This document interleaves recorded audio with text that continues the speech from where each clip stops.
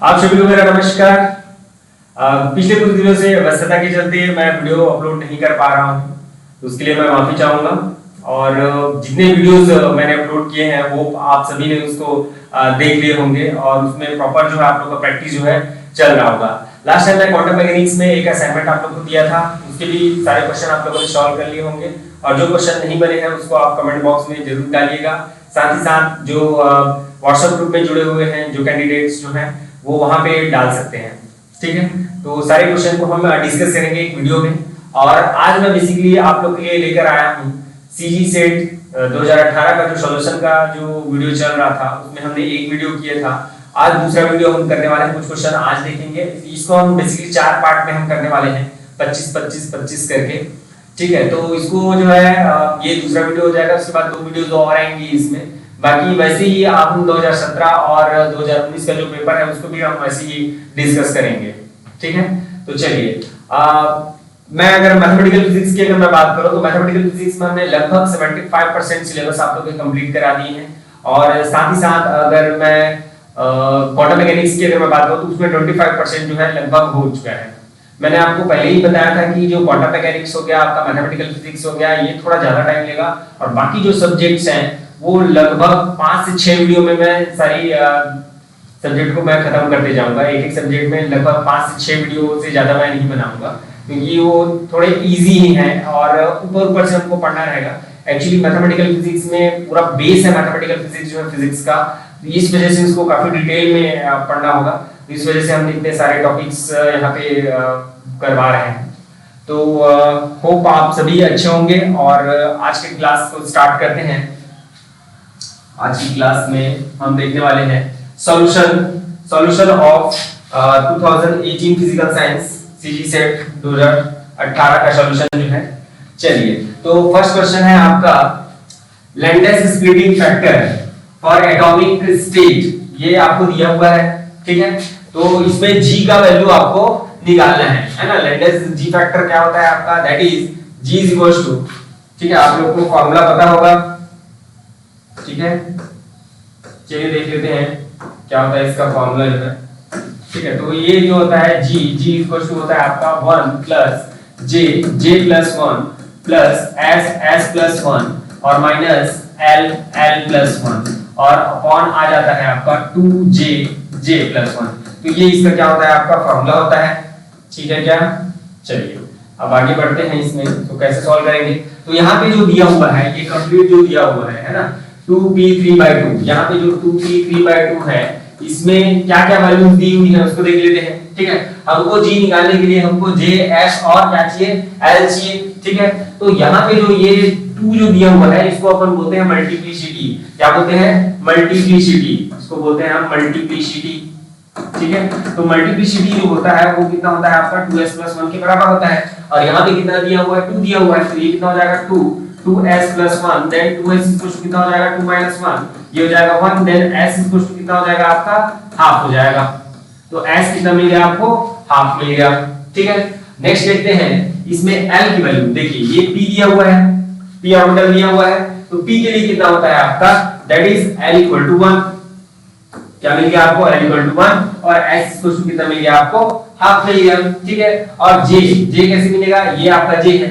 ठीक है, तो j कितना हो जाएगा आपका, that is nothing but your 3/2। ठीक है, अब इन सब की वैल्यूज को हम यहाँ पे g पे रख देते हैं और फाइनल आंसर हम निकाल लेते हैं। चलिए देखते हैं क्या होगा। तो ये हो जाएगा आपका that is g = 1 plus j + 1, तो ये कितना हो जाएगा 3/2 प्लस 1 और s का क्या है आपका, that is plus half plus 1 और क्या हो जाएगा l का 1 + 1। ठीक है क्या, चलिए नीचे क्या है आपका, दैट इज 2 × 3/2 प्लस 1। ठीक है, दैट इज 1 प्लस, यहाँ पे देखिए कितना हो जाएगा, दैट इज 5 50 अपॉन कितना हो जाएगा 4 और ये कितना हो जाएगा 3/4 और ये कितना हो जाएगा -2 और नीचे में कितना आ जाएगा आपका, दैट इज 2 × कितना हो जाएगा, ये फिर से 15 हो जाएगा, 15 कितना हो जाएगा 4 हो जाएगा। इसको ऐसे ही रहने देते हैं। चलिए आगे देखते हैं इसमें कैसे सॉल्व होगा ये। तो ये सॉल्व होगा आपका दैट इज 1 प्लस ये 4 से मल्टीप्लिकेशन कर दीजिए, 15 + 3 माइनस कितना हो जाएगा आपका 8 हो जाएगा और कितना हो जाएगा ये 4 हो जाएगा, और इसको मैं उल्टा कर दूं तो कितना हो जाएगा ये 4/2 into 15 हो जाएगा कुछ इस प्रकार से। तो 1 प्लस ये 4 तो कैंसिल हो गया आपका, और ये कितना हो जाएगा आपका, तो देखिए ये 18 हो गया, और ये कितना हो जाएगा 10 हो जाएगा, और नीचे कितना है आपका 2 into 15 हो जाएगा, 5 3 जा 5 2 जा, और ये 2 भी कैंसिल, तो कितना आ गया आपका, दैट इज 1 प्लस 1/3। तो फाइनली कितना हो जाएगा आपका 4/3। तो फाइनली 4/3 क्या हो जाएगा आपका लैंडेस जी फैक्टर। ठीक है, ये क्या होगा आपका लैंडेस जी फैक्टर। क्लियर है क्या? चलिए, तो इसका आंसर क्या हो जाएगा आपका फाइनली, अगर हम देखें तो इसका जो आंसर जो है वो हो जाएगा आपका दैट इज 4/3, ये 4/3, this is your answer. 4/3 is your Landes ji factor. Clear है क्या? चलिए आगे देखते हैं। देखिए इसमें क्या बोल रहा है, दिख रहा है कंप्लीट, और बड़ा करने की आवश्यकता है।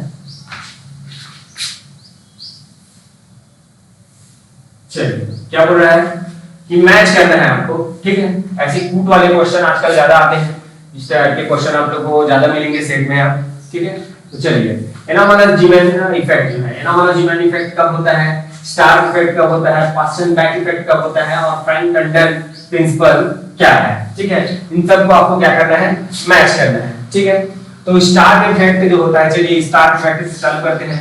स्टार इफेक्ट कब होता है, when the atomic system impressed upon by an external electric field। तो भैया आपका B का क्या हो गया 2 हो गया, है ना, B का क्या हो जाएगा आपका 2 हो जाएगा, B का क्या हो जाएगा आपका 2 हो जाएगा। देख लेते हैं इसका क्या होगा। ठीक है, उसके बाद क्या है आपका anomalous Zeeman effect. Anomalous Zeeman effect क्या होता है, देखिए when the applied magnetic field to the atomic system is weak। देखिए एक होता है आपका normal Zeeman effect, normal Zeeman effect, और एक होता है आपका एनामोलस, एनामोलस जीमान इफेक्ट। दोनों में क्या डिफरेंस होता है, इस वाले में हम क्या करते हैं, दैट इज s=0, इसमें क्या लेते हैं s=0, या मल्टीप्लिसिटी की अगर मैं बात करूं तो मल्टीप्लिसिटी कितना होता है, वो 1 होता है, या आप बोल सकते हैं सिंगलेट होता है। तो ऐसे जो एटम होते हैं वो क्या देते हैं आपके एनामोलस जीमान इफेक्ट देते हैं, और आपके anomalous sorry normal Zeeman effect देते हैं, जहां पे s=0 होता है और 2s+1 मल्टीप्लिसिटी कितना हो जाता है, इसमें 1 हो जाता है। अगर 1 नहीं है कुछ और है तो वो क्या हो जाएगा आपका, that is anomalous Zeeman effect, जहां पे s=0। और ये जो दोनों इफेक्ट जो होता है वो होता है आपका वीक मैग्नेटिक फील्ड में, वीक मैग्नेटिक फील्ड में। मैग्नेटिक फील्ड दोनों के केस में क्या होता है आपका वीक होता है। ठीक है, तो क्या हो जाएगा आपका, इसका फर्स्ट वाला ही हो जाएगा, ये कुछ इस प्रकार से। ठीक है, देन नेक्स्ट क्या बोल रहा है आपका पास्टन बैक इफेक्ट। तो पास्टन बैक इफेक्ट देखिएगा, when the applied magnetic field to the atomic system is very strong। ठीक है, ये वाला आ जाएगा आपका, वेरी स्ट्रांग होता है मैग्नेटिक फील्ड, तो क्या आ जाता है आपका पास्टन बैक इफेक्ट आ जाता है, तो ये नंबर 4 हो जाएगा। और नंबर कौन सा next, number D, Franck Condon principle क्या बोलता है, when the electronic transition in a molecule take place very rapidly in comparison to the vibrational motion of the atoms। ठीक है, तो ये क्या हो जाता है आपका फ्रैंक कंडन प्रिंसिपल। ठीक है, इन सब के बारे में जो है हम डिटेल से देखेंगे जब एटॉमिक फिजिक्स हम पढ़ेंगे। तो ये हो जाएगा आपका फाइनल आंसर 1 2 4 3 1 2 4 3 1 2 4 3, ये आपका क्या हो जाएगा फाइनल आंसर हो जाएगा। क्लियर है, तो इन सब के बारे में जो है हम डिटेल से स्टडी करेंगे जब हम इन सब के बारे में पढ़ेंगे। ठीक है, इन सब के बारे में हम टॉपिक में पढ़ने वाले हैं और सारों को हम अच्छे से डिस्कस करने वाले हैं। ठीक है, इससे पहले जो लैंडेस फैक्टर में ये सब कैसे लिखते हैं, ये जो स्प्लिटिंग टर्म है ये सब कैसे आता है, इन सब का जो डिटेल में हम स्टडी करेंगे। ठीक है, चलिए अभी हम ओवरऑल देख रहे हैं, जब क्वेश्चन सॉल्व कर रहे हैं तो हम पूरा कंप्लीट जो है थ्योरी यहां पे डिस्कस नहीं कर सकते, तो ओवरऑल चीजें जो है देख के हम क्वेश्चन के आंसर को टिक लगाते जाएंगे। ठीक है, चलिए आगे देखते हैं। हां चलिए देखिए, match the typical spectra of stable molecules with corresponding wave number range. ठीक है, तो ये ट्रांजिशन होता है आपका। ठीक है, मॉलिक्यूलर में कितने ट्रांजिशन होते हैं, ये 3 टाइप्स के आपके क्या होते हैं ट्रांजिशन होते हैं। ठीक है, ये 3 टाइप्स के ट्रांजिशन जो है कौन कौन सा है आपका, अच्छा इसमें 2 जो है वो ट्रांजिशन है आपका इलेक्ट्रॉनिक और रोटेशनल जो है, इसके साथ एक आपका आता है वाइब्रेशनल, ठीक है। इसमें इसकी जगह क्या दे दिया है आपका, डिसोसिएशन दे दिया है, ठीक है। डिसोसिएशन में क्या हो जाएगा, वो अलग हो जाएगा। चलिए अब इसमें एक सबसे इंपॉर्टेंट चीज ये है कि हमको इलेक्ट्रॉनिक स्पेक्ट्रा और रोटेशनल स्पेक्ट्रा का एनर्जी रेंज हमको पता है, ठीक है। इन दोनों का हमको एनर्जी रेंज पता है, लेकिन एनर्जी रेंज कैसा होता है, जैसे इसकी मैं बात करूं तो 5 इलेक्ट्रॉन वोल्ट से 10 इलेक्ट्रॉन वोल्ट के बीच में होता है। इसका जो एनर्जी होता है इसका इलेक्ट्रॉनिक स्पेक्ट्रा का, वो जो होता है वो कितने रेंज में होता है आपका, 5 इलेक्ट्रॉन वोल्ट से 10 इलेक्ट्रॉन वोल्ट में होता है। और इसका जो है, ठीक है, इसका फिर से आपका होता है ये 0.005 इलेक्ट्रॉन वोल्ट के ऑर्डर का।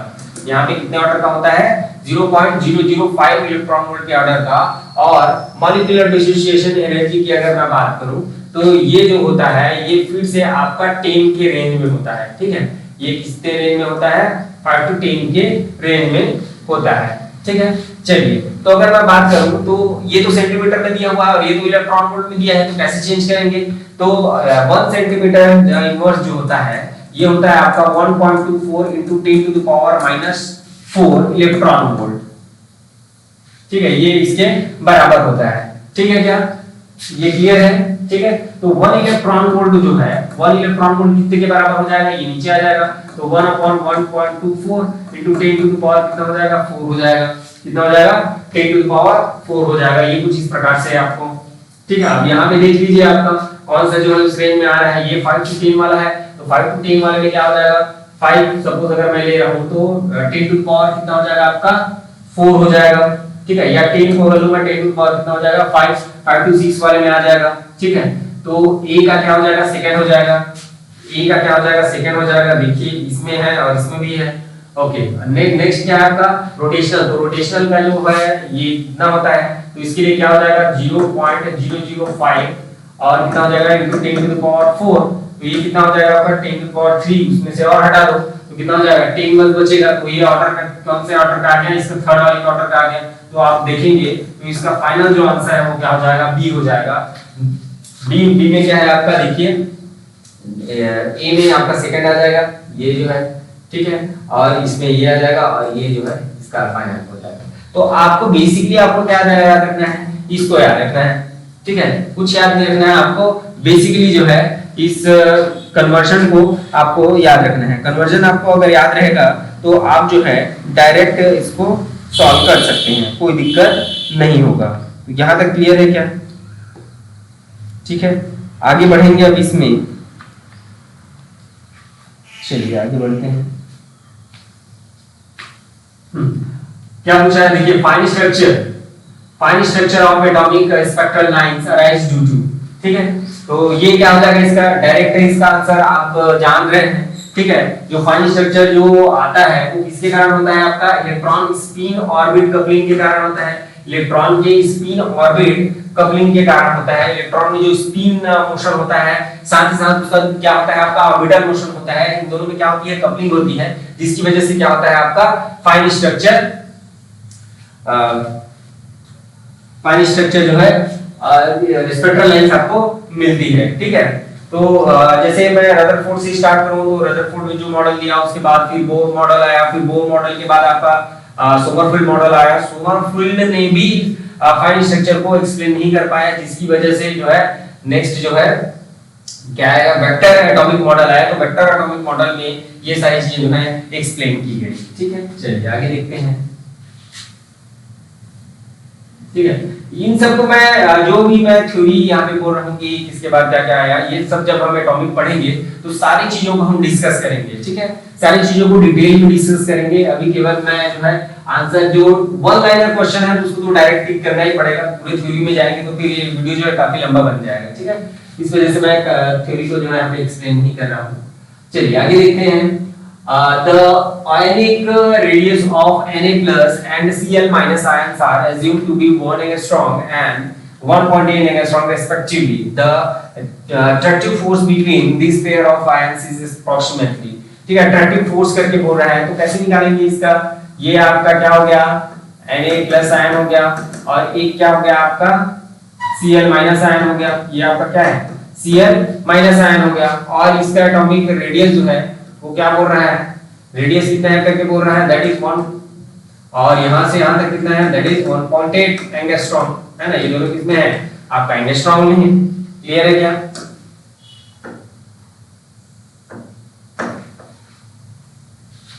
ओके, तो ये क्लियर है यहाँ तक, ठीक है। अब आपको क्या निकालना है, दोनों के बीच कितना अट्रैक्टिव फोर्स है। तो अट्रैक्टिव फोर्स कहां से निकलेगा, कौन सा फोर्स लगेगा इन दोनों के बीच, इन दोनों के बीच सीधी सी बात है, इसमें कूलम्ब फोर्स लगेगा। तो कूलम्ब फोर्स का फार्मूला क्या होता है, डायरेक्ट आप फार्मूला पुट करके निकाल सकते हैं इसको, that is k q1 q2 upon क्या हो जाएगा आपका r²। तो ये का वैल्यू कितना होता है आपका, दैट इज नथिंग बट 9 * 10⁻⁹, और q1 कितना हो जाएगा आपका, Na+ आयन है। तो Na+ आयन के लिए क्या हो जाएगा आपका, Na+ आयन तो कितने आपके जेड होते हैं n के, दैट इज 11। तो ये कितना हो जाएगा 1.6 × 10⁻⁹, और इसके लिए कितना हो जाएगा, दैट इज 17 × 1.6 × 10⁻⁹, और ये हो जाएगा आपका दोनों के बीच का डिस्टेंस कितना हो गया, दैट इज 2.8 एंगस्ट्रॉम, तो * 10⁻⁻10 का स्क्वायर। तो ये सब को जब आप सॉल्व करेंगे तो लगभग ये 10⁻⁹ के ऑर्डर का आता है ना, लगभग जो है 10⁻⁹ के ऑर्डर का आता है, ऑर्डर का। क्लियर है क्या? ठीक है, चलिए आगे बढ़ते हैं।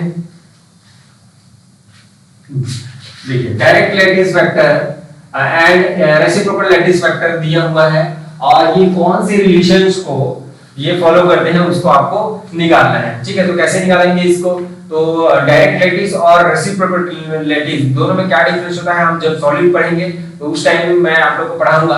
अभी जो है देख लेते हैं कि रेसिप्रोकल लैटिस और डायरेक्ट लैटिस में क्या रिलेशन होता है। तो सपोज ये आपका जो है लैटिस है ना, डायरेक्ट लैटिस है, डायरेक्ट लैटिस है, ठीक है। तो इसका जो रेसिप्रोकल होगा दैट इज 2 पाई, हाँ ये कितना हो जाता है आपका, that is b cross c upon a dot b cross c। ये कुछ इस प्रकार से आपका होता है। क्लियर है क्या? ये कुछ इस प्रकार से होता है। अब इसमें देखिए क्या क्या दिया हुआ है, that is a star a, a star b, a star c। a star star को क्या बोला गया है आपका, रेसिप्रोकल बोला गया है। ये आपका क्या है, आपका रेसिप्रोकल है, this is nothing but your reciprocal, ठीक है। तो क्या हो जाएगा फाइनली, अगर मैं बात करूं a स्टार a की, a स्टार a की अगर मैं बात करूंगा तो कितना हो जाएगा, दैट इज 2 पाई, और यहां पे क्या आ जाएगा, that is a dot a star dot a हम कर रहे हैं, तो a स्टार क्या हो जाएगा, that is a b cross कितना हो जाएगा आपका, c हो जाएगा, और नीचे क्या आ जाएगा, that is a dot b cross c। देखिए दोनों तो सेम हो गया, दैट इज 2 पाई, और ये क्या हो जाता है आपका ABC ऐसा लिखते हैं इसको, ठीक है। और नीचे क्या आ जाएगा, फिर से ABC ऐसा ही लिखते हैं, ठीक है। तो ये दोनों तो आपका कैंसिल हो जाएगा, फिर फाइनली कितना बचेगा, 2 पाई बचेगा, ठीक है। तो A स्टार A जो है 2 पाई आ रहा है, यहाँ पे आ रहा है, यहाँ पे तो नहीं आ रहा है, तो खत्म हो गया, ये भी खत्म हो गया, और ये भी खत्म हो गया। क्या ऑप्शन दिया है इसमें, एक ही बार में सब खत्म हो गया, ठीक है। उसके बाद हमको चेक करने की आवश्यकता ही नहीं है, लेकिन फिर भी हम चेक कर लेते हैं इसको। चलिए आगे को चेक कर लेते हैं इसमें। चलिए ये कितना हो जाएगा आपका, that is a star b कर देता हूं, that is a star b। तो a स्टार b अगर मैं करूंगा तो दैट इज 2 पाई, हाँ कितना हो जाएगा आपका, ये b डॉट क्या हो जाएगा, b क्रॉस c, और ये नीचे कितना आ जाएगा, a dot b cross c, इस प्रकार से आपका आ जाएगा। और ये कितना हो जाएगा आपका 2 पाई, हाँ ये कितना हो जाएगा, देखिए ये अंदर जैसे जाएगा तो b c हो जाएगा, ये कुछ इस प्रकार से, और नीचे क्या हो जाएगा आपका a b c, ये कुछ इस प्रकार से, ठीक है। तो यहाँ पे देखिए दोनों क्या हो रहे हैं, आपके रिपीट हो रहे हैं, तो रिपीट हो रहे हैं तो क्या हो जाएगा आपका, फिर से ये क्या हो जाएगा, 0 हो जाएगा। तो ये कंप्लीट कितना हो गया आपका, 0 हो गया। ठीक वैसे ही आपको क्या करना रहेगा, नेक्स्ट जो है a स्टार c निकालना रहेगा। तो a स्टार c के लिए फिर से क्या हो जाएगा, ये जो है c b c ऐसा हो जाएगा, ठीक है, और नीचे a b c रहेगा। तो इसमें जैसे हम देखेंगे तो c c 2 बार क्या हो रहा है आपका, रिपीट हो रहा है, तो ये फिर से क्या हो जाएगा आपका, 0 हो जाएगा।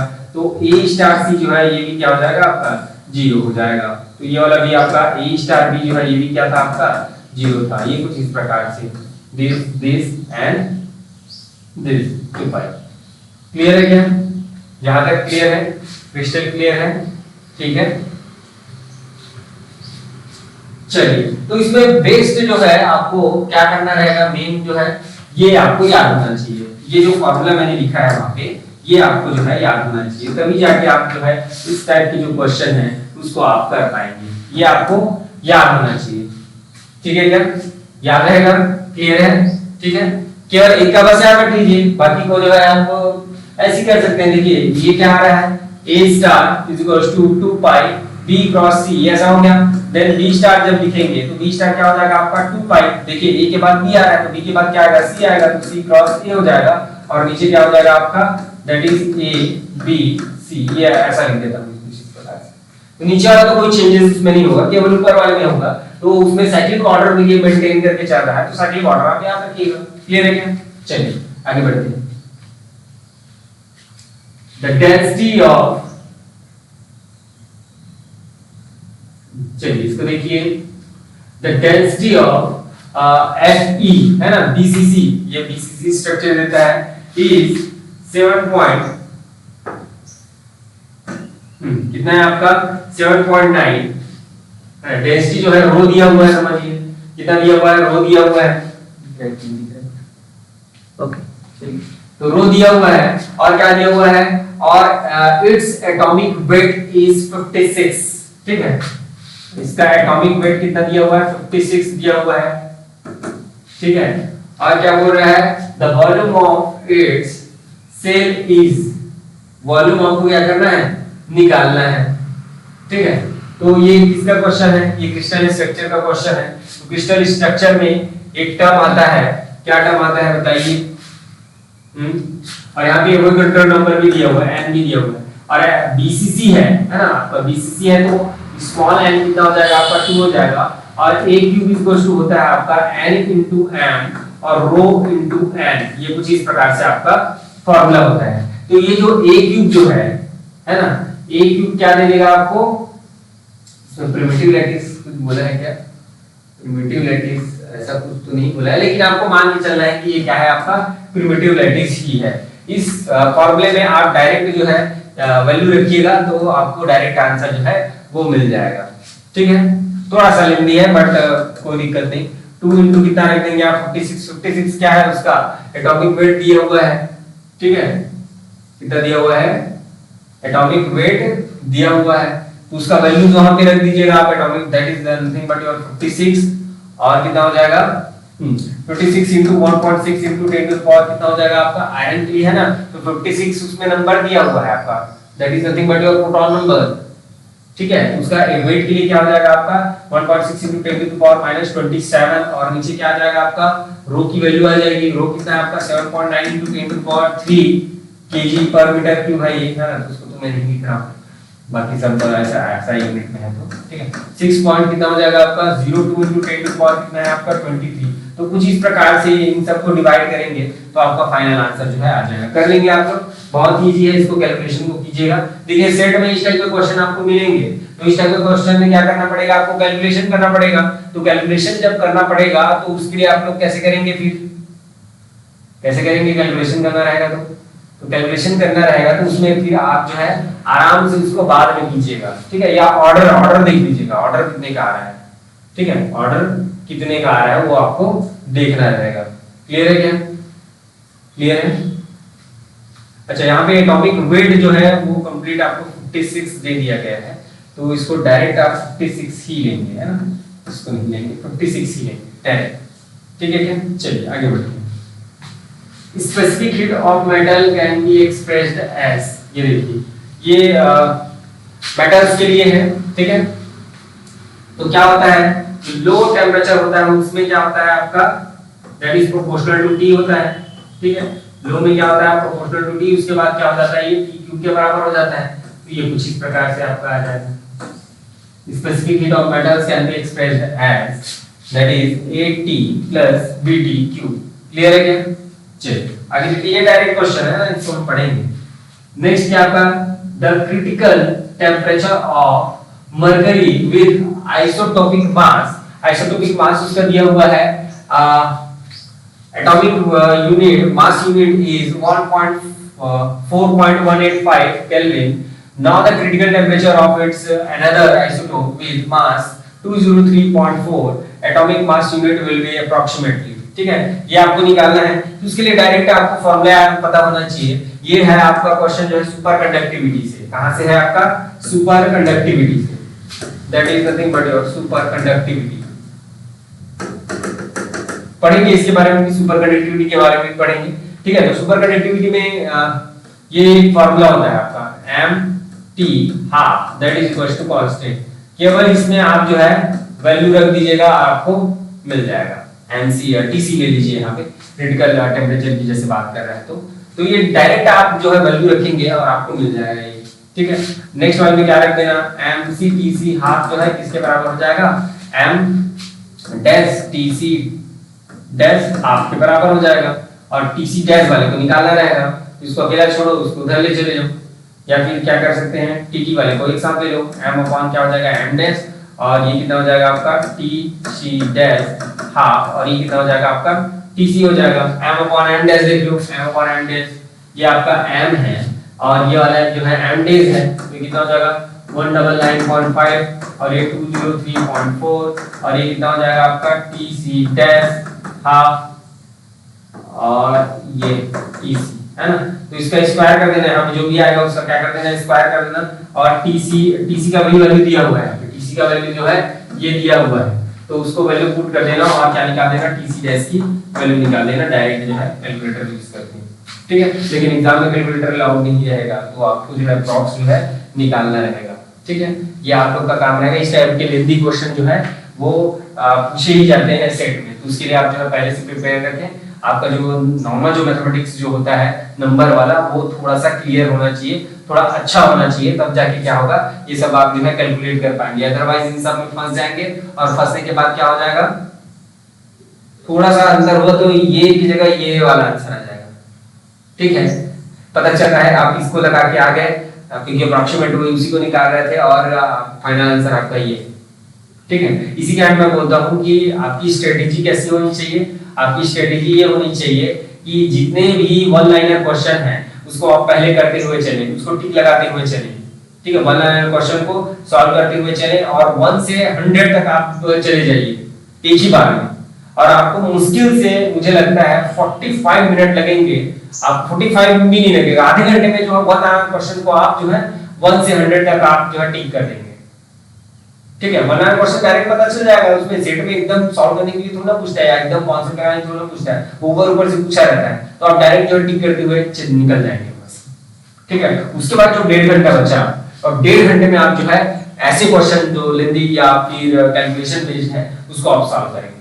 ये आपकी स्ट्रेटेजी होनी चाहिए, तब जाके आपका सेट निकलेगा। अदरवाइज आप सपोज ये नंबर 10 के अंदर ही अगर इस टाइप के अगर 2-4 क्वेश्चन मिल गए तो आप इसको सॉल्व करते करते 1 घंटे लगा देंगे, ठीक है, और 100 तक आप नहीं पहुंच पाएंगे, ठीक है। केवल 2 घंटे का टाइम है आपके पास, 2 घंटे में आपको कितना करना है? 100 क्वेश्चन करना है। कम से कम 80 को तो कम से कम आप अच्छे से अटेम्प्ट करें, 80 क्वेश्चन को आप जो है अच्छे से अटेम्प्ट करें। भले 20 क्वेश्चन जो है आपको अगर नहीं पता है तो छूट जाए, कोई दिक्कत नहीं है। क्लियर है क्या? ठीक है, चलिए आगे बढ़ते हैं।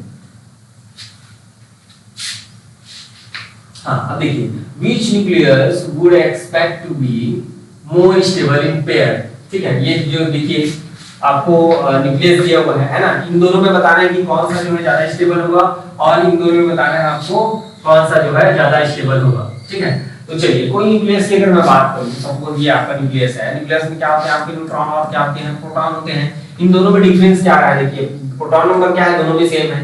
प्रोटॉन नंबर क्या है? दोनों में सेम है, बट इसमें न्यूट्रॉन नंबर जो है वो क्या है? डिफरेंट है। न्यूट्रॉन नंबर क्या है? डिफरेंट है। अब चलिए देखिए, इसमें अगर न्यूट्रॉन अगर 2 है, प्रोटॉन भी अगर 2 है, तो कोई दिक्कत नहीं है, चलिए ठीक है। अब मैं प्रोटॉन का जो नंबर को अगर मैं बढ़ाते जाऊंगा तब क्या दिक्कत होगा उसको देख लीजिए। तो प्रोटॉन का नंबर को जैसे मैं अगर सीधे कर दिया 56 के ऊपर और कर दिया, है ना, कितना कर दिया? सपोज जैसे मैं यूरेनियम की बात करूं तो यूरेनियम 235 कर दिया।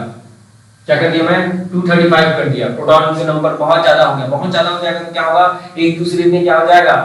कूलम्बियन फोर्स लगेगा। कूलम्बियन फोर्स के कारण क्या करेंगे? एक दूसरे से वो रिपेल करने की कोशिश करेंगे, ठीक है। रिपेल करने की कोशिश करेंगे तो क्या होगा? इसका साइज जो है ये कुछ इस प्रकार से आ जाता है। न्यूक्लियर फिजन में आप पढ़े हैं, फिर ऐसा होते होते पहले तो ऐसे बनता है, फिर और ऐसे स्टीप होते जाता है, फिर ये ऐसा हो जाता है, और ये कंप्लीट फिर क्या हो जाता है? अलग हो जाता है। ये कुछ इस प्रकार से हमने पढ़ रखा है, पढ़ रखे हैं, क्लियर है।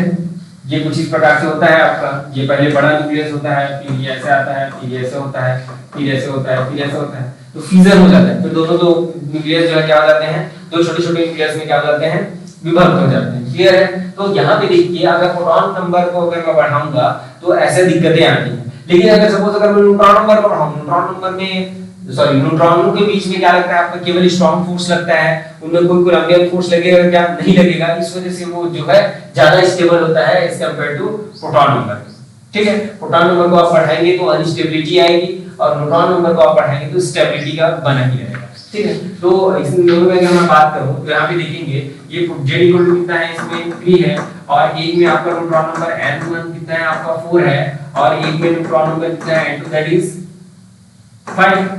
तो जो है आपका 8 3Li8 जो है ये वाला, ये क्या हो जाएगा, सॉरी इसको नहीं, मतलब ये वाला जो है क्या हो जाएगा आपका ज्यादा स्टेबल हो जाएगा। इन दोनों में अगर मैं बात करूं तो ये Z इक्वल टू कितना है आपका 6 है, और N1 कितना है 7 है, और N2 कितना है आपका देखिए दैट इज 9।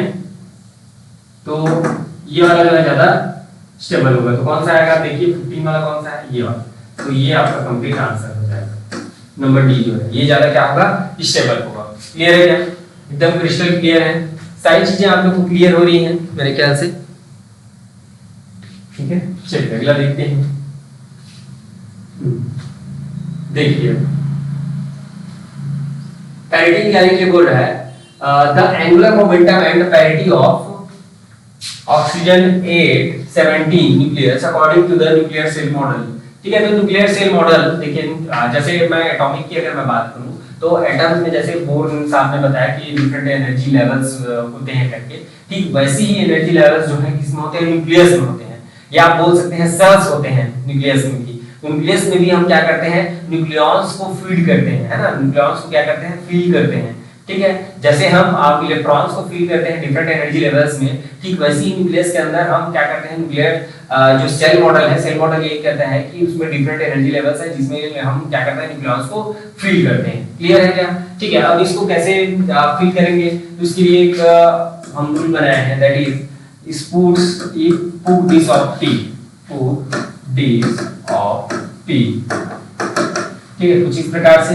तो इसमें जो ये जो D और S है, ठीक है, वो आपका एक साथ रहेगा, फिर F और P जो है एक साथ रहेगा, फिर जो है ये दोनों एक साथ रहेंगे और ये दोनों एक साथ रहेंगे, ठीक है। जब मैं न्यूक्लियर पढ़ाऊंगा तो उस टाइम में आपको सेल मॉडल पढ़ाऊंगा तो उस टाइम जो है सारी चीजें जो है आप लोग को एंगुलर मोमेंटम निकालना है, सब सारी चीजें जो है आप लोग को सिखाऊंगा। यहाँ पे जो है हम देख लेते हैं यहाँ पे, ठीक है। ये कौन सा न्यूक्लियस है आपका, दैट इज 8O17, ठीक है। तो यहाँ पे Z इक्वल टू कितना है आपका 8 है, और N इक्वल टू कितना है आपका 9 है, Z कितना है 8 है, तो ये कौन सा आपका हो गया, ऑड इवन ऑड न्यूक्लियाई हो गया, या ऑड इवन न्यूक्लियाई जैसे भी बोले, तो इवन ऑड न्यूक्लियाई। तो ऐसे न्यूक्लियाई में क्या होता है आपका, हम क्या करते हैं, जो ऑड नंबर है, जो लास्ट न्यूक्लियॉन जो रहता है वही क्या बताता है, इसका एंगुलर मोमेंटम को बताता है, ठीक है। एंगुलर मोमेंटम को कौन सा बताएगा, जो लास्ट न्यूक्लियाई है वो बताएगा। जैसे इवन आपका न्यूक्लियाई हो गया जिसमें Z और N जो है इवन है, वो सबसे ज्यादा स्टेबल होता है, और दूसरा क्या आता है आपका इवन ऑड वाला आता है। तो इवन ऑड और एक और होता है आपका ऑड वाला, ठीक है। तो ऑड वाले के लिए अलग रूल होता है निकालने के लिए। तो इवन ऑड में केवल ऑड वाले का जो है ना, इसका हम केवल निकालते हैं, और ऑड वाले में दोनों का निकाल के जो इसका एक और फार्मूला आता है वहां से निकालते हैं, ठीक है। तो वो अभी मैं डिस्कस नहीं कर रहा हूं, ठीक है।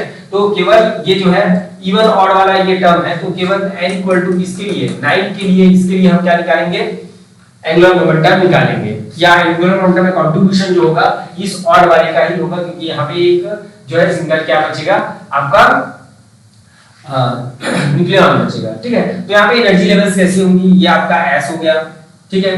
देन नेक्स्ट क्या हो गया आपका P है, तो P में तो 2 होता है आपका, दैट इज 3/2, एंड ये P कितना है आपका 3/2, ये आपका कितना है 1/2, है ना। ये कितना P 3/2, और कितना होता है आपका P हाफ होता है। नेक्स्ट क्या है आपका D का है, D का ये कुछ इस प्रकार होता है, ये ऐसा किया हूं, इसका मतलब क्या है, बीच में S का आएगा, है ना, बीच में सिंगल लाइन जो है S का आएगा, दैट इज 2S हाफ, है ना। ये 1S है, ये 1P है, 1P है, और ये जो है that is nothing but 1D that is 3/2 और 1D 5/2। देखिए ये जो बड़ा वाला जो रहता है ना, जैसे यहाँ पे J का वैल्यू ये बड़ा है, वो लोअर एनर्जी को कंट्रीब्यूट करता है, इस वजह से दैट इज P3/2 पहले आया है, उसके बाद P हाफ आया है, और यहाँ पे D5/2 पहले आया है, उसके बाद जो है ये बीच में ये ऐसा किया हुआ, उसके मतलब जो है बीच में क्या आएगा आपका ऐसा आएगा। जब मैं न्यूक्लियर सेल मॉडल पढ़ाऊंगा उस समय सारी चीजों को जो है मैं एक्सप्लेन करूंगा। ऊपर में क्या हो जाएगा आपका 3/2 आ जाएगा। क्लियर है क्या? सारी चीज एकदम क्रिस्टल क्लियर है। चलिए देखते हैं इसमें कैसे भरेंगे। आपके पास टोटल न्यूक्लियॉन्स कितने हैं आपके? 9 है तो यहाँ पे कितना आ जाएगा? देखिए यहाँ पे मैक्सिमम जो है यहाँ पे 2J+1 मैक्सिमम होगा। 2J+ ये क्या किसकी वैल्यू है? देखिए ये वैल्यू है आपकी J की, ठीक है। तो 2J+1 जो है वो आपका मैक्सिमम यहाँ पे न्यूक्लियॉन्स भरा जा सकता है, ठीक है। तो इसमें अगर मैं बात करूं हाफ अगर रखूंगा तो कितने न्यूक्लियॉन्स आएंगे? 2 न्यूक्लियॉन्स आएंगे।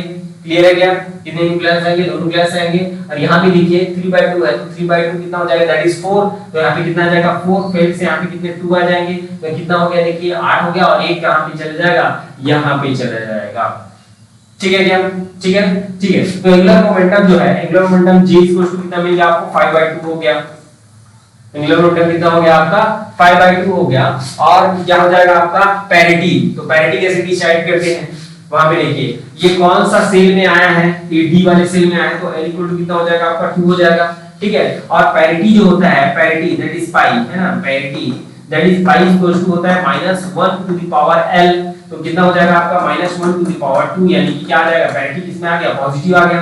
किसमें आ गया आपका? पॉजिटिव आ गया। तो आपका J pi that is equal to हो जाएगा आपका 5/2। ये कितना हो जाएगा आपका? 5/2 प्लस हो जाएगा। क्या हो जाएगा आपका? 5/2 प्लस हो जाएगा। तो आपका फाइनल आंसर क्या हो जाएगा आपका? D हो जाएगा। क्लियर है क्या?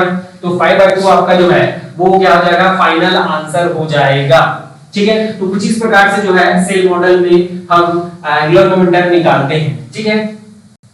तो इन सब चीजों को मैं जो है जब न्यूक्लियर फिजिक्स पढ़ाऊंगा उन समय ये सारी चीजें जो है आप लोग को एक्सप्लेन करूंगा। चलिए आगे बढ़ते हैं इसमें। हाँ देखिए ये भी काफी इंपॉर्टेंट है। नेट में तो हर साल जो है मतलब एक क्वेश्चन तो आना तय रहता है ना। यहाँ से कहाँ से? आपका जो कंजर्वेशन जो लॉज है आपके, वहां से एक क्वेश्चन आना तय होता है, ठीक है। सारे जो कंजर्वेशन लॉ है वो मैं जब न्यूक्लियर पढ़ाऊंगा उस समय डिस्कस करूंगा। अभी जो यहाँ पे जो इंपॉर्टेंट है उन सबको ही मैं केवल यहाँ पे डिस्कस करने वाला हूँ। चलिए देखते हैं, ठीक। तो पहला रिएक्शन देखते हैं। इसमें पहला रिएक्शन में क्या दिया हुआ? दैट इज K माइनस 0,1 क्या दे दिया है? 0,1 क्या पार्टिकल होता है? यहाँ से शायद प्रिंटिंग मिस्टेक है, ये कुछ पार्टिकल होगा, ठीक है। उसको स्किप करते हैं, सेकंड नंबर पे आते हैं, ठीक है। यहाँ पे देखिए म्यू माइनस म्यू बार है ना, antineutrino that is equal to कितना है आपका? इलेक्ट्रॉन माइनस प्लस, है ना, ये कुछ इस प्रकार से है। Mu minus plus mu bar और ये ई माइनस प्लस, ये कुछ इस प्रकार से, ठीक है।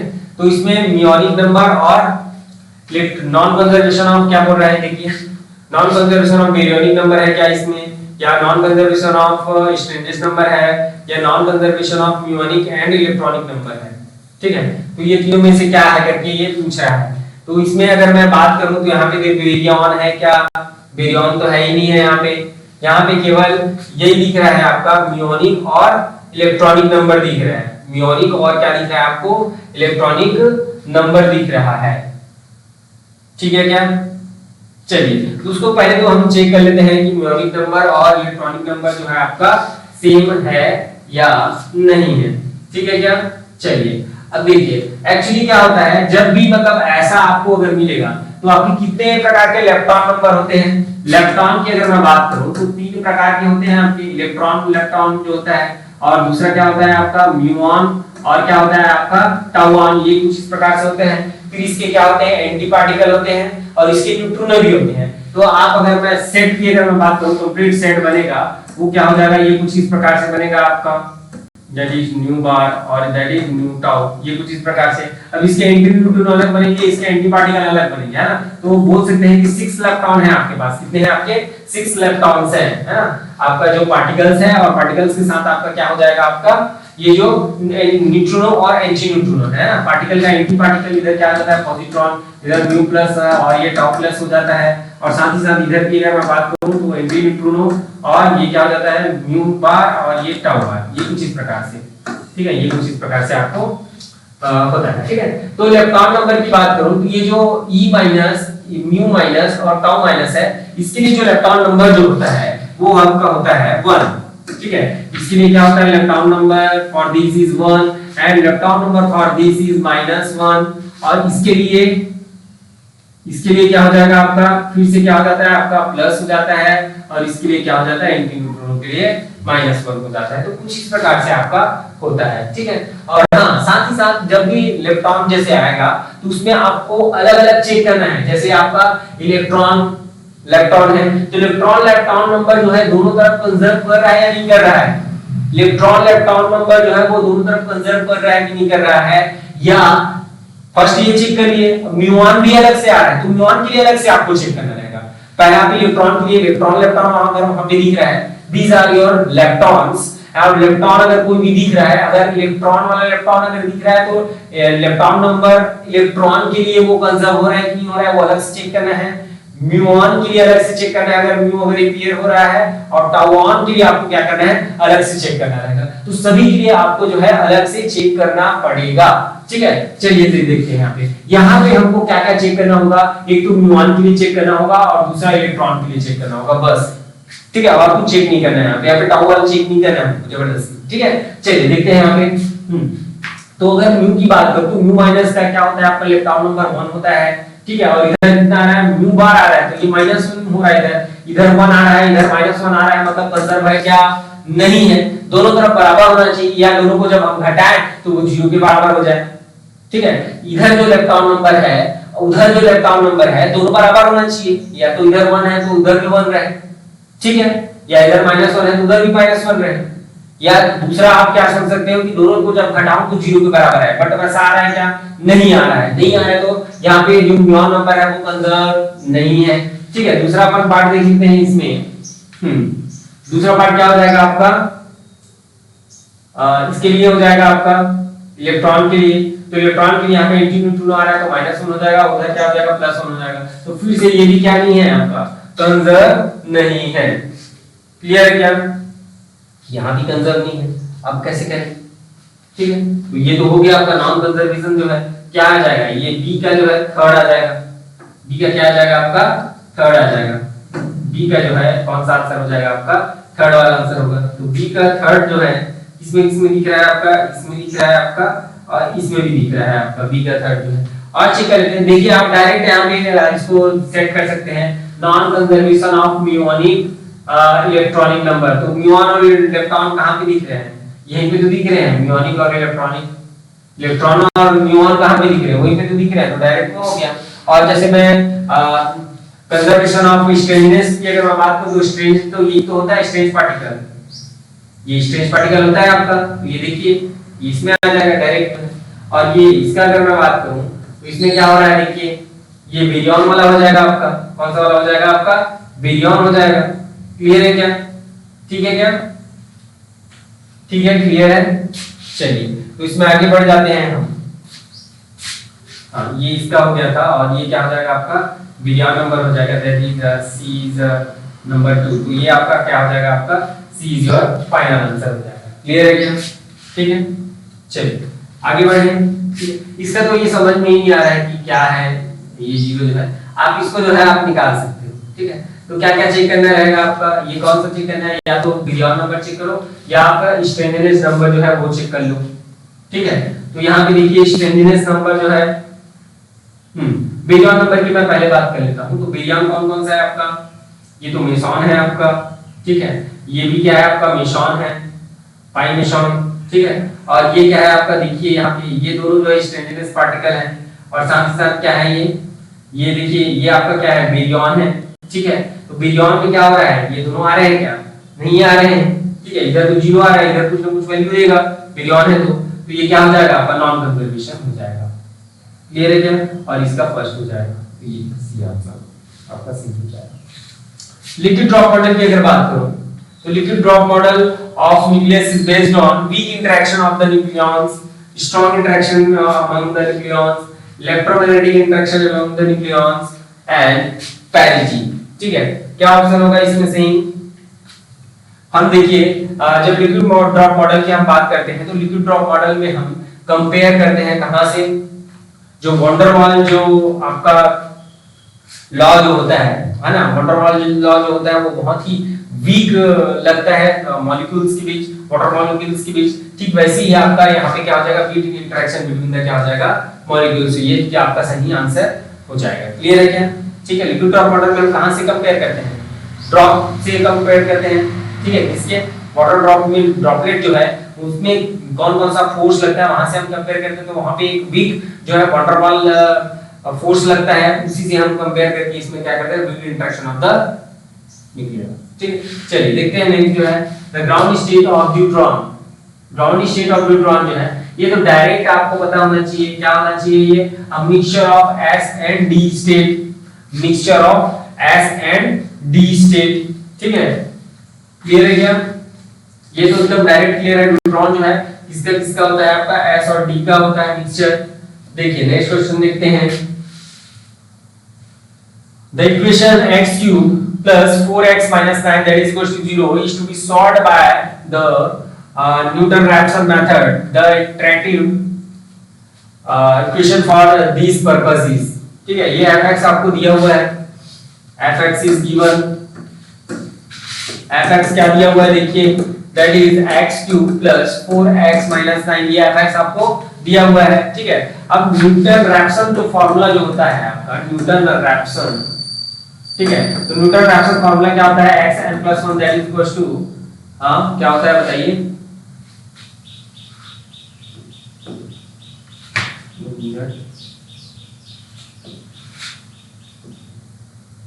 that is 1 minus क्या हो जाएगा आपका fx upon fx डेस हो जाएगा, ये कुछ इस प्रकार सॉरी ये xn होता है, xn माइनस क्या हो जाएगा fx upon fx डेस हो जाता है, ये कुछ इस प्रकार से होता है। तो इसका मैं f डेस x अगर निकालूंगा तो कितना आ जाएगा, दैट इज 3x² + 4 हो जाएगा। तो यहाँ पे अगर मैं लिखूं xn का वैल्यू मतलब ये कंप्लीट आपका क्या हो जाएगा, xn है, ये वाला कंप्लीट जो है क्या है आपका xn है, यहाँ पे कितना हो जाएगा, that is x³ that is 4x - 9 और ये माइनस कितना हो जाएगा आपका 1 मिनट गड़बड़ हो रहा है,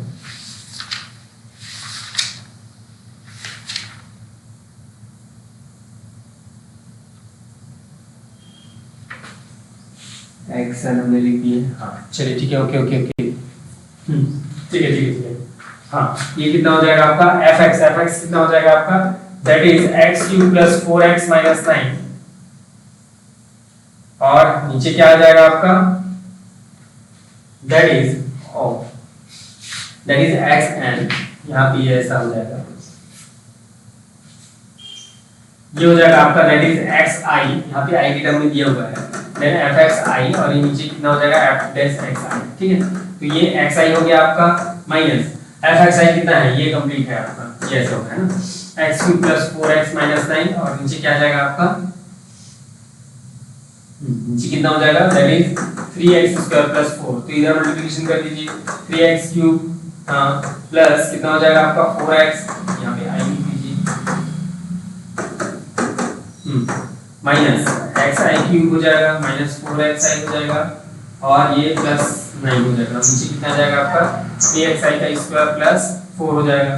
तो फाइनली अगर मैं बात करूं तो 2xi³ हो गया और ये दोनों तो आपका कैंसिल हो गया, +9 अपॉन कितना हो गया 3xi² + 4 हो गया। तो ये आपका फाइनल आंसर हो जाएगा xi+1 या n+1 जैसे भी बोलिए।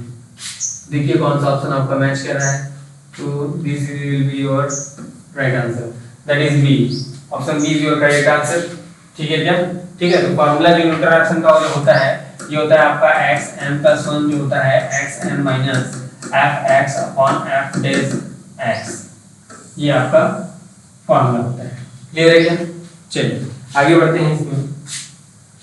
Which of the following composite trapezoidal rule, ये देखिए ये डायरेक्ट जो है आपको फार्मूला को पूछा है। ठीक है, डायरेक्ट किसको पूछ रहा है, फार्मूला को पूछ रहा है, तो फार्मूला को पूछ रहा है तो डायरेक्ट आप बता सकते हैं यहाँ पे कौन सा इसका सही आंसर होगा। बताइए फर्स्ट वाला, सेकेंड वाला देख ले, नीचे 3 तो आता ही नहीं है, ठीक है।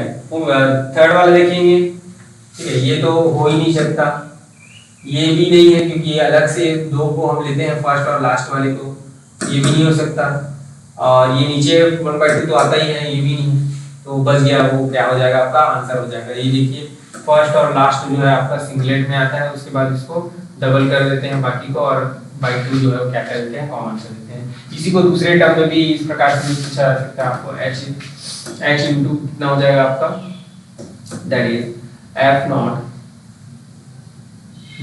f0 प्लस fn बाई 2 कर देगा, और प्लस करके बाकी सबको लिख देगा, f1 f2 और 2 fn माइनस 1। ये कुछ इस प्रकार से भी आपको दे सकता है, ये आपका ऐसा भी फार्मूला बन सकता है। तो फार्मूले को तोड़ मरोड़ के वो जो है देने की कोशिश करेगा, तो डायरेक्ट फार्मूला बेस था। नेक्स्ट ये देखिए रूंगा कुट्टा मेथड, रूंगे कट्टा मेथड जो है ये डायरेक्ट जो है आपका फिर से ये फार्मूले को भी दिया हुआ है, तो इसके लिए जो फार्मूला जो होता है डिफरेंशियल इक्वेशन का वो क्या होता है आपका 1/6 k1 + 2k2, ये सब जो है क्या होता है इसका फार्मूला होता है, डायरेक्ट फार्मूला बेस्ड क्वेश्चन है, ठीक है। चलिए आगे देखते हैं। हाँ देखिए यहाँ पे the two roots of differential equation, और कितने क्वेश्चन रह गए हैं,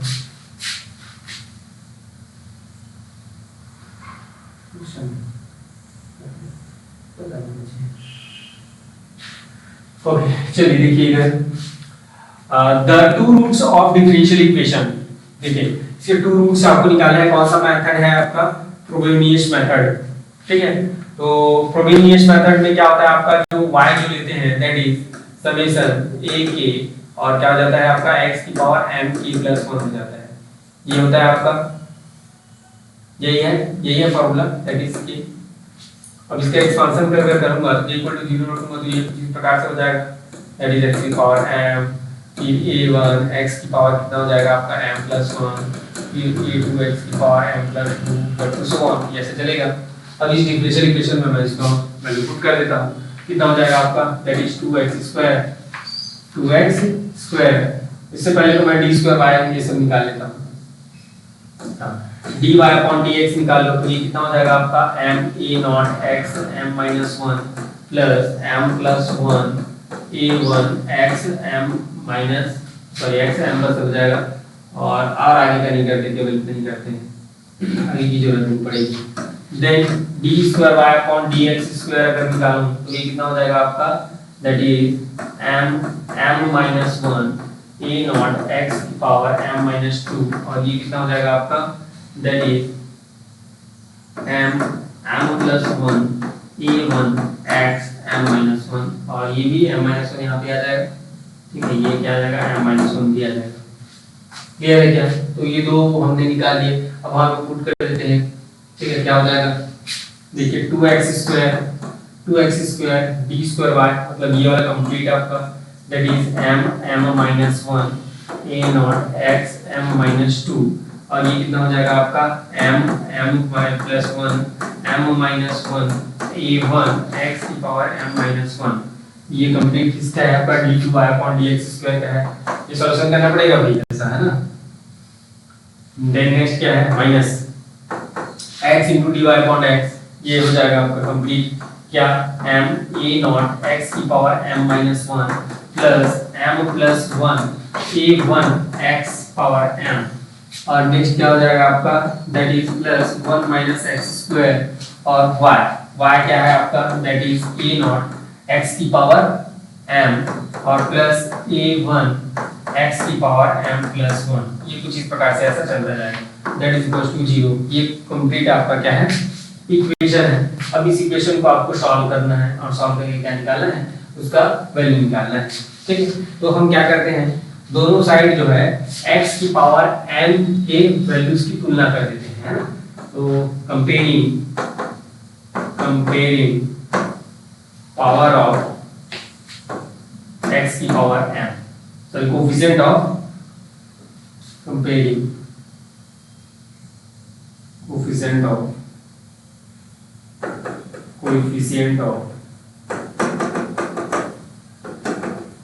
x की पावर m, तो x की पावर m का जितने भी कोएफिशिएंट है सबको क्या करेंगे आप कंपेयर करेंगे तो देखिए यहाँ पे क्या आ जाएगा, ये x 2 कैंसिल हो जाएगा तो x की पावर m बन जाएगा, तो इसका कोफिशिएंट को लिख दीजिए 2, कितना आ रहा है m माइनस 1 a नॉट आ गया इसका।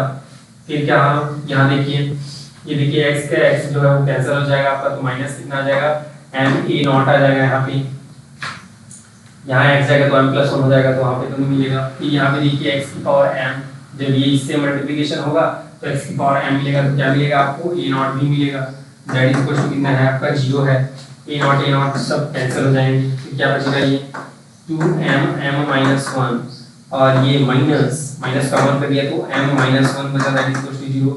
दोनों में मैं m माइनस 1 कॉमन कर दिया तो ये कितना बचा 2m minus 1 that is equal to 0।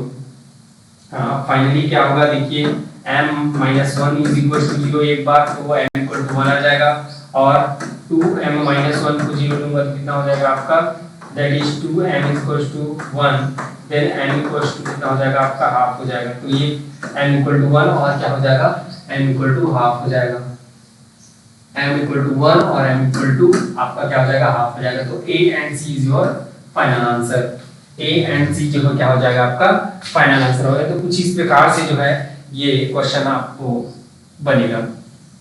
Clear है क्या, एकदम क्रिस्टल क्लियर है, सारी चीजें आप जो है अच्छे से कर ले रहे हैं, मेरे ख्याल से कोई दिक्कत वाली बात नहीं है। क्लियर है क्या, चलिए आगे बढ़े।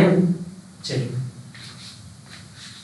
ये देखिए matrix A defined by this is orthogonal if orthogonal का क्या कंडीशन क्या होता है वो बताइए मुझे सबसे पहले। तो सारी चीजें हम पढ़ लिए हैं, ऐसा नहीं है कि नहीं पढ़, ये क्वेश्चन तो आप लोग से हो जाना चाहिए, ठीक है। ये क्वेश्चन में इससे पहले वाला क्वेश्चन भी आप लोग से हो जाना चाहिए था, बट मैंने शायद वहां पे क्वेश्चन नहीं कराया, तो सपोज अगर नहीं हुआ तो कोई दिक्कत नहीं, लेकिन ये क्वेश्चन जो आप लोग से होना चाहिए, ठीक है।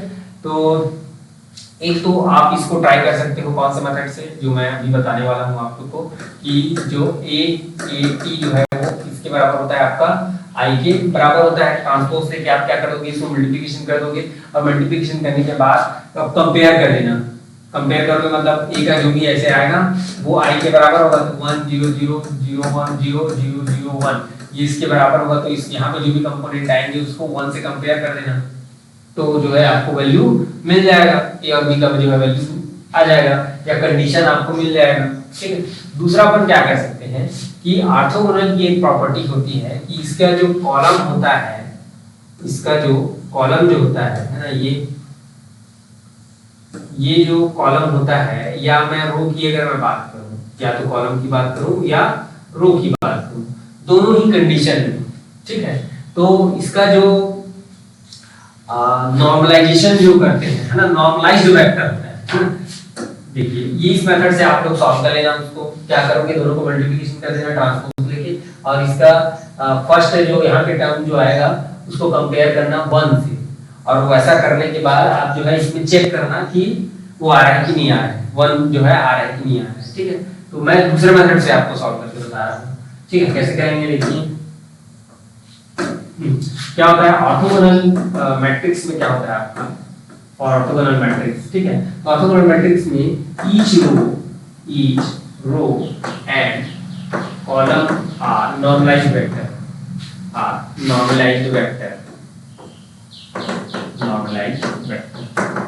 है ना। हर एक कॉलम और जो है आपका रो जो है नॉर्मलाइज्ड वेक्टर होता है, नॉर्मलाइज्ड वेक्टर होता है। इसका मतलब क्या है, ये इसको अगर सपोज अगर मैं ले रहा हूँ, ये देखिए इसमें ए भी तो मिल नहीं रहा है, तो इसको लेने से कोई मतलब नहीं है, ठीक है। तो मैं इस वाले को ले रहा हूँ, तो इसमें इसका जब नॉर्मलाइजेशन निकालूंगा, ये मुझे वेक्टर मिल गया कोई, ये सपोज कोई वेक्टर मिल गया, अब इसका नॉर्मलाइजेशन कैसे करता हूँ, दैट इज 1/√a² + b² ऐसे करता हूँ ना। इसका नॉर्मलाइजेशन जो है that is 0, that is a, that is ये ऐसा नॉर्मलाइजेशन करते हैं, और ये नॉर्मलाइज्ड रहता है क्योंकि पहले से बोल रहा है, तो नॉर्मलाइज्ड रहता है, इसका मतलब दिस इज इक्वल टू 1, ठीक है। तो क्या हो जाएगा आपका नॉर्मलाइज्ड रहता है मतलब √a² + b² that is equal to कितना हो जाएगा आपका 1 हो जाएगा, और यहाँ पे जो है ये क्या हो जाएगा आपका, ये कंडीशन मिल गया आपको, ऐसी कंडीशन आपको इस वाले में भी मिलेगा, ये यहाँ पे जो भी आएगा वो 1 के बराबर हो जाएगा। क्लियर है क्या। अब देखिए आपको चेक करना है, फर्स्ट ऑप्शन में जाए, फर्स्ट ऑप्शन 1 और -1 रखेंगे तो कितना हो जाएगा, वो 2 हो जाएगा, √2 हो जाएगा, √2 है क्या, नहीं है, तो फर्स्ट वाला ऑप्शन तो आपका सही नहीं है। सेकंड देखेंगे तो देखिए 1/√2 और 1/√2 रखेंगे तो 1/√2 कितना हो जाएगा 1/2, 1/√2 कितना हो जाएगा 1/2 यहाँ पे भी तो 1/2 ये ऐसा हो जाएगा ना, that is under root of कितना हो जाएगा 1/√2 का स्क्वायर और ये कितना हो जाएगा 1/√2 का स्क्वायर, तो ये फाइनली कितना बनेगा 1/2 और ये 1/2 दोनों मिलके कितना हो जाएगा 1 हो जाएगा, दैट इज इक्वल टू 1, तो ये 1 आ रहा है तो ये आपका सही आंसर हो जाएगा बी जो है। सी को भी देख लेते हैं, सी में क्या आएगा आपका 1/2 आ जाएगा और प्लस इसका स्क्वायर करेंगे तो माइनस माइनस प्लस हो जाएगा, बट आई स्क्वायर है तो आई स्क्वायर का कितना हो जाएगा फिर से आपका -1 हो जाएगा तो -1/2 हो जाएगा ऐसा, तो ये आपको 0 मिलेगा, तो ये तो आपका आंसर हो ही नहीं सकता। नंबर डी की अगर बात करें तो 1/4 प्लस 1/4 मिलेगा तो कितना मिल जाएगा आपका, दैट इज 2/4 मिलेगा तो 1/√2 मिलेगा तो ये फिर से 1 के बराबर नहीं है तो फिर ये क्या हो जाएगा आपका गलत हो जाएगा, तो ऑप्शन बी जो है वो क्या हो जाएगा आपका सही हो जाएगा। तो कुछ इस प्रकार से आप जो है क्या कर सकते हैं, सॉल्व कर सकते हैं। बैटरी लो हो चुका है और है कि 1 मिनट रुकिएगा चार्ज करने में।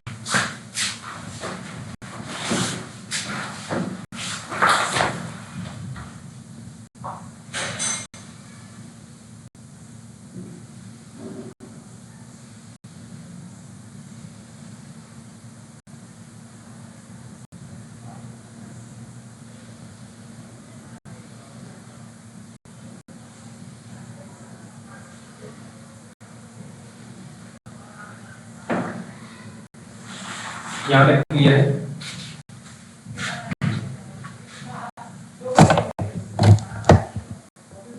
चलिए आगे देखते हैं। इसमें ये क्वेश्चन जो है जो बोर्ड पे दिख रहा होगा आप लोग को, वो एनालिसिस बोर्ड से है आपका।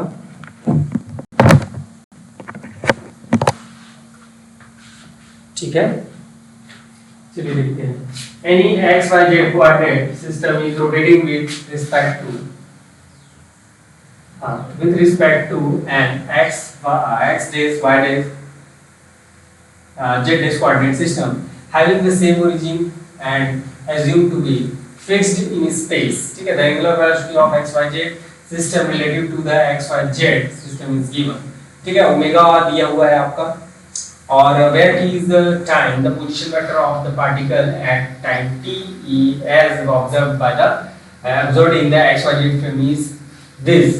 Now the magnitude of Coriolis acceleration at time t equal to 1, ये आपको पूछा गया। Coriolis acceleration जो है वो पूछा गया। Coriolis force की हम पहले बात कर रहे हैं, तो Coriolis force जो होता है that is F is equals to that is 2m omega cross v, ये ऐसा होता है आपका। ये आपका क्या होता है, Coriolis force होता है।